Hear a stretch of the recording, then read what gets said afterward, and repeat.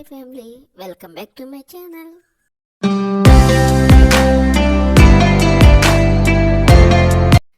ఈరోజు వీడియో వచ్చేసరికి తాటికాయ ఇడ్లీ ఎలా ప్రిపేర్ చేయాలో చూసేద్దాం. ముందుగా అయితే నేను ఒక తాటికాయని తీసుకున్నానండి. నిన్న పెట్టిన వీడియోలో మీరు చూసే ఉంటారు తాటికాయని ఎలా ఉడకబెట్టుకోవాలో. అలా ఉడకబెట్టుకున్న దానిలో ఉంచి ఒక కప్పు తాటికాయ గుజ్జుని తీసుకున్నాను. తాటికాయ గుజ్జుని తీసుకున్న తర్వాత దానిలోకి ఒక కప్పు బొంబాయి రవ్వ తీసుకున్నానండి. ఇడ్లీ రవ్వ అయినా ఇవ్వచ్చు, కాకపోతే బొంబాయి రవ్వ వేస్తే ఇంకా టేస్ట్గా ఉండేదని బొంబాయి రవ్వ తీసుకున్నాను. దాంట్లోకి 2 చెంచాలు పంచదార, 2 చెంచాల పాలు పోసుకుని ఇలాంటి వీడియో క్లిప్లో చూపినాక చిక్కటి పేస్ట్ లాగా చేసుకోవాలి. ఇలా చేసుకుంటేనే ఇడ్లీ బాగుండిద్దండి. మరీ జోరుగా చేసుకునే ఇడ్లీ అనేది మెత్తగా రాదు.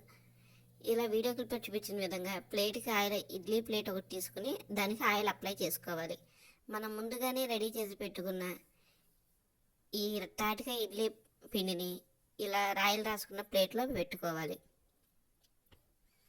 ఇలా వేసుకున్న తర్వాత ఇడ్లీ పాత్ర తీసుకుని దాంట్లోకి ఒక టీ గ్లాస్ నీళ్ళు పోసుకుని ఈ ఇడ్లీ మనం వేసుకున్న ఇడ్లీ పిండిని ఆ ఇడ్లీ పాత్రలో పెట్టుకోవాలి. అంతేనండి, ఒక 10 నిమిషాలు అలా దాన్ని లో ఫ్లేమ్లో ఉడికించామంటే ఎంతో రుచికరమైన తాటికాయ ఇడ్లీ రెడీ అయిపోతుంది. ఇలా స్పూన్తో చూస్తే పిండి ఏమి అంటుకోకుండా వచ్చినట్టయితే తాటికాయ ఇడ్లీ పర్ఫెక్ట్గా రెడీ అయిపోయినట్టు.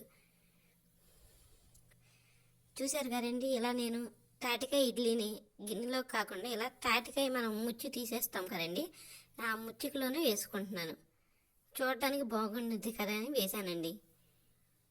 ఇలా వేస్ట్ చేయకుండా మీకు కూడా నచ్చిందా అయితే కామెంట్ చేయండి. చూసారు కదండి, ఇడ్లీ ఎంత సాఫ్ట్గా, చాలా టేస్టీగా వచ్చిందండి. మీరు కూడా ఒకసారి ప్రిపేర్ చేయండి. టేస్ట్గా వస్తేనే లైక్ చేయండి. అంతేనండి, ఎంతో రుచికరమైన తాటికాయ ఇడ్లీని మీరు చూసేయండి. Thank you for watching. Please subscribe friends. Seasonal fruit చాలా ఇంపార్టెంట్.